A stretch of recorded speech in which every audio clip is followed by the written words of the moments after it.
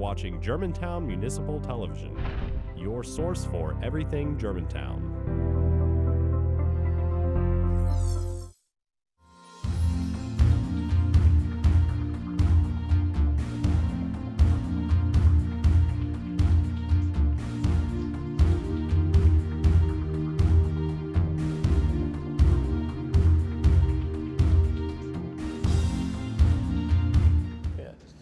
Hello and welcome to Law Talk on Germantown Municipal Television. My name is Vince Perryman and I'm a local attorney with the law offices of J. Vincent Perryman. Each month, Law Talk focuses on a wide range of legal issues and topics.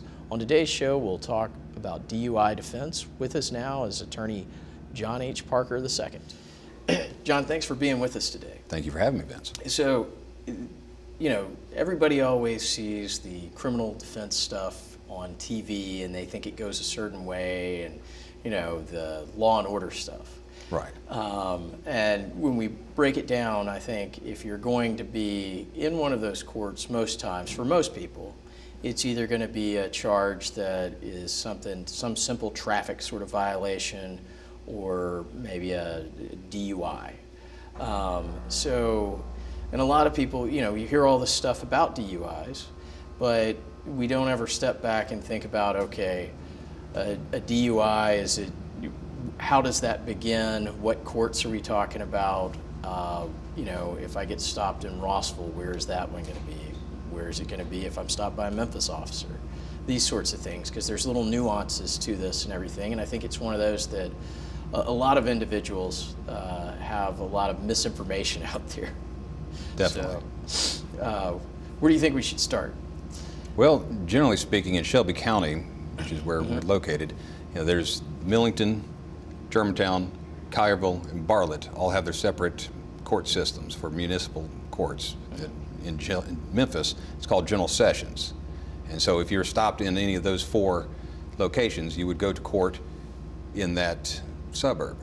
If you're stopped anywhere else in Shelby County, you would go to General Sessions in Memphis. Okay, and then just the process of it as far as when you're stopped. I mean, it's one of those that on a regular traffic stop, they've got to have a reason to stop you. Definitely. It's sort of the starting place. And if they've met that, how do they get to the point to where an officer is deciding, okay, this person's intoxicated or under the influence of something else? DUI is unique in that you are essentially in position of possibly being charged and convicted based off the opinion of one person, and that is the officer. If there's no blood test or anything like that, the officer can come to court and testify that in his opinion you were under the influence, and he gives examples of how he thought that you were under the influence, and that opinion alone can convict you of DUI. In an assault, in a situation of an assault, you have to have an actual assault. Somebody has to come in and testify that they were assaulted. You hit them, you scared them, something to that effect. It's not an independent individual saying, I think this happened. And so that's very unique in this situation that we're dealing with. An officer, you know, just like with a speeding ticket, just like with a wrong turn, has to have a reason to pull you over. And once they pull you over, if they smell the odor of an intoxicant about you, then they have a reason to go to the next step. And it's essentially a step-by-step process for a DUI charge to get, but a lot of the times, once they start it, they don't end it until you're in the backseat of the squad car heading towards jail. And I guess some of it you'd mentioned as far as a blood draw. What are the different ways that the tests that they can run to determine whether or not you're intoxicated or have an intoxicant on board? As far as the so-called scientific tests, there's just two. There's the breath test and the blood draw. They've actually gone away from the breath test recently and are focusing more on the blood draw. But oddly enough, you know, blood draws have come into question because of the way that TBI is being paid to do them. It has been ruled unconstitutional in the Eastern District of Tennessee, is now pending in the Supreme Court of Tennessee. And for people that may not know, the TBI is our state version of the FBI. Tennessee Bureau of Investigation, yes, sir. Okay. And so as far as when somebody is, once they've been arrested, what's the process that they'll go through? Well, initially, when you get arrested, obviously you have to go to the jail. You'll be at Shelby County Jail down 201 Poplar, Germantown, Millington, Bartlett, or I'm forgetting one. Collierville. Thank you. And you go to jail, you have to sit there to get processed in, and then you have to make bond and get processed out. There's no requirement that you have to stay for a set period of time, but oddly enough, it takes several hours in order to get processed in and out of jail. And so, generally speaking, they've towed your car, or somebody else has come and picked up your car, so you don't have a vehicle there in order to drive away from the jail to get home. So somebody has to come and get you, or you get an Uber or a taxi to take you home. But the shortest I've seen somebody in custody for a DUI, just for the processing part, is about 6.5, 7 hours. Okay. And with the processing part, how do they determine how much the bond needs to be for them to get out of jail? Well, the municipalities have their own system. Everybody has their own system, but it depends mainly on how bad the DUI is, if there's an accident involved, the children involved, anything like that, any injuries, any deaths, things along those lines. But for most people, would be concerned about how many DUIs you've had in the past. Is this your first offense, your second offense, third, or God forbid more? Mm-hmm. And as far as who is it that's setting that bond? I mean, is it magistrate, judge? Who is it that do you go before somebody and are able to say? Typically in Shelby County, it would be the magistrate. Mm-hmm. They have a magistrate system where they have numerous individuals who are in a position beneath the judges officially, but they have the power to set bonds, and they would set the bonds. They say there's always somebody on duty at 201 Poplar to set the bonds. In the municipalities, they have to get in touch with the judge in order to get a bond set. Okay. And I guess as far as with the municipalities, I mean, this has always been the thing that I've wondered when I hear what a bond has been set at. Is there some sort of statutory factors, any guidance that the magistrate or judge is given? There is, and there's several of them, but in a nutshell, it's your ties to the community, what you've been charged with, and what's your record like, what's your history of coming to court if you have ever been charged with something before, and things along those lines. What makes you more likely to come to court is what determines bond. Okay. So in a way, the bond is there to make sure that you're going to appear for the next court session. Absolutely. Okay. Yeah, we've got about a minute left or so in this segment, and then once you've been bonded out, how does the next court date get set, or what is the next court date? You typically have a court date the next day, so that the judge can arraign you and tell you what you've been charged with. It's when they can get you on the docket as quickly as possible. And so if you get arrested on the weekend, obviously you're looking at a Monday. If you get arrested early in the morning on a Monday, you're probably looking at a Tuesday. Mm-hmm. And how does that arraignment process work? You go before the judge tells you what you've been charged with, what you're looking at, and tells you that you have the right to get an attorney and that you need to get an attorney. Okay, and when you say tells you what you're looking at as far as if you were found guilty of what you've been charged with? Yes, I've sat as special judge in the past, and what I typically did was I tell somebody, you've been charged with DUI, you're looking at up to 11 months and 29 days in custody if convicted as charged. You have a right to a trial, a right to an attorney, come back to court with an attorney. Okay. So when we return, we'll continue our discussion on DUI defense. Please stay with us.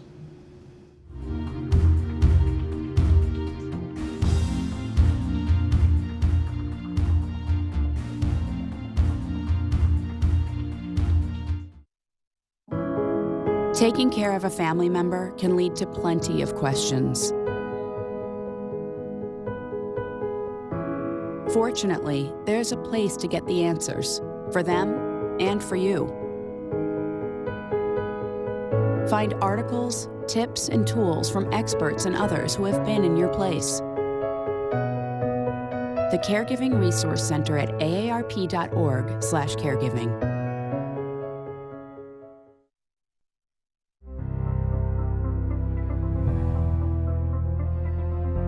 You are watching Germantown Municipal Television, your source for everything Germantown. Welcome back. I'm Vince Perryman, and you're watching Law Talk. Joining us on our show is attorney John Parker II, and we're discussing DUI defense. John, before the break, we had made it all the way through the arraignment where you're being told what your charges are and what the potential ramifications are if you're found guilty. And part of that was saying that you've got the right to an attorney. So I guess the next step in the process would be, how do you find an attorney? Do you need an attorney? How does the whole locating an attorney to represent you on one of these work? Well, first things first, yes, you need an attorney. You have the right to represent yourself, and as the old saying goes, the person who represents himself as a fool for a client. It's very true in a situation of DUIs because you're held to the standard of an attorney any time that you step in court and say that you want to represent yourself, which means that you've got to know how to prevent evidence from coming in, how to get your own evidence in properly and legally. So you definitely need an attorney in a situation like this. As far as finding an attorney, there's the old tried and true methods of talking to people who've been in this situation before, or similar situations, trying to find somebody that you know and you trust. You could go online, try and look up DUI defense attorneys in your local area. It's just like finding a plumber in many regards, except for this one involves your freedom. Right. And a lot of people, I think, they sit there and they go, well, I'm going to go with the first one that answers the phone or something like that. If you're trying to decide between them, what are some factors you might consider if you're the client or the potential client? You want to know that you're getting somebody who knows what they're doing. I mean, there's lots of attorneys in town. There's thousands of us, but not all of us do criminal defense. Not all of us do exclusively criminal defense or focus on criminal defense. Of those, not all of us do a lot of DUIs or focus on DUIs. That's, as a personal plug, I would want everybody to get somebody who's a member of the National College of DUI Defense as a defense attorney, because they're held to a higher standard as far as being able to join and maintain membership in the college. You have to attend seminars on a regular basis and things along those lines. But that's me plugging myself for this. But you want to know somebody's knows what they're doing, and not every attorney is made to go down to 201 Poplar and handle business for it. Right. And I guess once they've decided the attorney, what's the next on who they're going to hire? What's the next step in the whole process? Well, definitely, just go back real quick. You want to get somebody that you trust. You were asking about, do they go with the first person that they get on the phone? You've got to be able to have a relationship with your attorney. And so it is important that you go with whoever you feel like you can communicate with. I tell people the difference between public defenders and paid attorneys ultimately is you don't get to choose your public defender. You can choose your paid attorney, and you just want to get somebody that you can talk to and get along with, and that will, when you call, will talk to you and tell you what's going on, and you can believe them. Right. Now, as far as the next step, once you have the attorney, they would go to court with you on your next court date. Be it your arraignment date, the first time that you show up to court, or on your attorney settings, and come in, they would sign your jacket and begin the process of figuring out what happened in your case. If there's a blood draw, it takes a little while for the results to come back from the crime lab. If there was a breath result, it'll be provided in the affidavit of complaint. And up in criminal court, you get discovery, official discovery, which contains more information than what you get in general sessions. And so the attorney would set out to find out as much information as possible to figure out if there's any defenses, try and see if there's a video, see what the video looks like, so that you don't just go off of the opinion of the officer. You can actually see how somebody performed on the field sobriety tests, how they sounded, how they acted, and things along those lines. And that's the thing too, I think is important is if you've got somebody that's experienced, they know how to go get all of that information, as opposed to someone that may not. Indeed. And then wind up skipping over some of it. So in that process, once the attorney's done fact-finding or whatnot, is the attorney just immediately trying to negotiate with the prosecutor, or is there any paper filings, or what sort of should the attorney be doing? Well, every case is different. And so there's no one set pathway that has to be taken every time in a DUI. Sometimes time is of the essence, and so you have to jump in there and resolve it as quickly as possible, good or bad, for any of a number of reasons. Sometimes time is of the essence and you want to delay as long as possible, especially if you've got somebody who drives for a living. And so it all depends. There are motions that can be filed, there's suppression motions and things along those lines. If it's a bad stop, if the blood draw was done improperly or anything along those lines, you can file motions and address them in court. In general sessions court, you don't necessarily get to address them as fully as you would like to in criminal court, or as you could in criminal court, because general sessions generally doesn't have jurisdiction over some issues. And sometimes they don't accept the jurisdiction over some issues. And I guess one question is the municipal courts like Collierville and Bartlett, Germantown, and Millington. There you go. On those, are those municipal courts at the same level as the general sessions court? Yes, they are. Okay. So is there any way to move it into what is the criminal court, which is more formal discovery? Yes, there's essentially two ways of doing it that most people would want to do. One is either by waiving the case to the grand jury, where they would then be subject to indictment, or the other is by having a preliminary hearing. Okay. And that is where you would have what's called, essentially a probable cause hearing, whether or not there's a reasonable basis for you to be arrested and charged with the offense.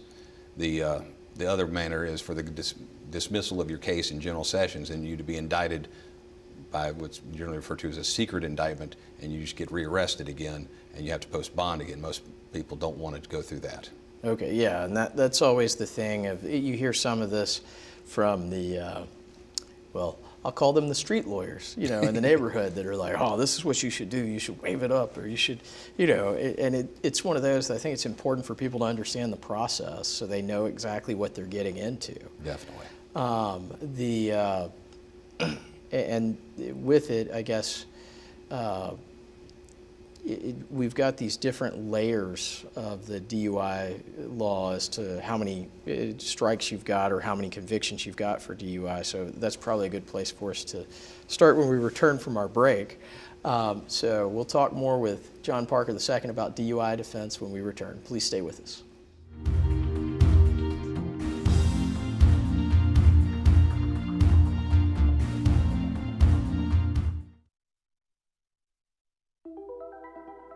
Todd's a great guy. I mean, look at him. What a sweetheart. Attaboy. Wait, Todd, what are you doing? How totally selfish and un-Todd-like of you. Come on, Todd. Come on, man.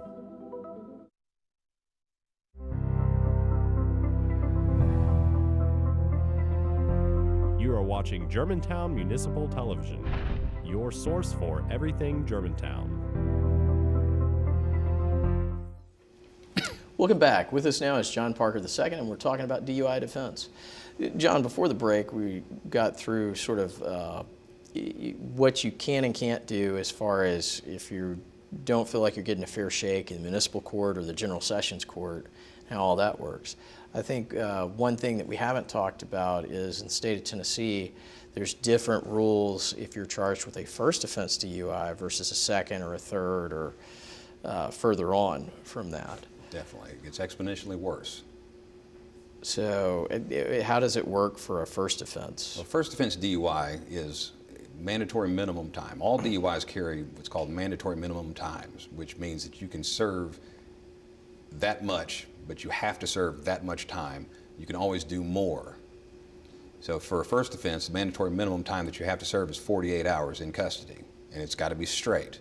You get credit for the time that you're in custody when you get locked up, initially for the DUI. So if you get, let's make it easy math, you spend 8 hours in jail when you first get arrested, you get released, you have 40 hours left to do if you're convicted of a first offense DUI and you get the mandatory minimum. And you can get more time. Mm-hmm. If your blood alcohol level is above 0.20, you have to serve 7 days at 100%, which means that if you've got 8 hours of jail credit, you have to then, if you get convicted, you then go into custody on day one, you don't get out until 6 days and 16 hours have passed. Okay. And so it can always get worse, but it can never get better than the mandatory minimum. If there's an accident involved, if there's children involved, that's more and more time it's tacked on this. And the other consequences of the first offense DUI is you lose your license for 1 year. You can get a restricted license, but you still do not have a perfectly valid license to drive anywhere in any way that you want to do so. Second offense DUI carries mandatory minimum of 45 days, up to 11 months and 29 days. One thing that's unique about DUIs compared to all other crimes and misdemeanors in Tennessee is that you can get 100% sentence. You can literally serve 11 months and 29 days at 100% for a DUI, whereas other crimes you get percentages for good and honor time and things like that through the jails. That doesn't work in DUIs. The 45 days at 100% for a second offense can always get worse, but it can't get better than that. You can do rehabilitation to knock out some of the time in custody, but you still have to serve that much time. A third offense, and you also lose your license for 2 years. A third offense carries 120 days at 100%, up to 11 months to 29 days, and you lose your license for 6 years. And the fines are always getting worse for each stage of DUI. A fourth offense DUI is a felony, carries 150 days at 100%, up to 6 years in custody. And if you get all the way up to a sixth offense DUI, that's what's called a Class C felony, carries 3 to 15 years, but you have to serve 150 days at 100% as well, and you lose your license for 8 years, just like with a fourth offense DUI. Yeah, and I think one thing that a lot of people don't think about, on top of the fines, isn't there some amount that you've got to pay for your incarceration time? Yes, you have to pay basically jail fees. You have court costs, your fine. There's a $15 penalty or payment to the brain injury fund, and it's $38 a day for incarceration. Mm-hmm. And I think the thing with it too that people don't understand, even on a first offense, because I've seen where first offense violated their probation and drove while their license was revoked, and wound up having to do the full amount of time. Yes. That they then couldn't get their license back until they had paid off the jail fee on top of it. Definitely. And that can really hamper your ability to earn an income and to move on with your life. Yes, driving on a suspended license is pretty much the #1 crime in Shelby County, and a lot of it is due to court costs and jail fees not being paid, and tickets not being paid. The responsibility falls on the individual with the license or who wants to get a license to take care of their business and get those fees and court costs and fines and penalties paid. And I think there's another important point about if you are going to apply for a restricted license when the deal goes in, don't you have to be ready to pay a certain amount of the fees or something? In general sessions, you have to be ready to pay it. As the courts have some degree of discretion of how they operate in that scenario. In general sessions, in Shelby County, you have to be prepared to pay the fine up front in order to get a restricted license issued. In criminal court, you don't. But in general sessions, you do. In one particular court in general sessions, you have to be prepared to pay the entire amount of court costs, fees, and fines before he'll issue a restricted license. Okay. And then I think one question that a lot of people comes up is if they've had a DUI in different states, how that interplays with the state they're living in. I guess since we're in Tennessee. In Tennessee, yes. In Tennessee, it's as always, it's best not to. But Tennessee essentially says that if it's a DUI, it's a DUI for enhancement purposes. So just because the punishment's not the same, if you're considered DUI, you're looking at a very distinct possibility of having a second offense or higher DUI in Tennessee if it's been within the past 10 years. Okay.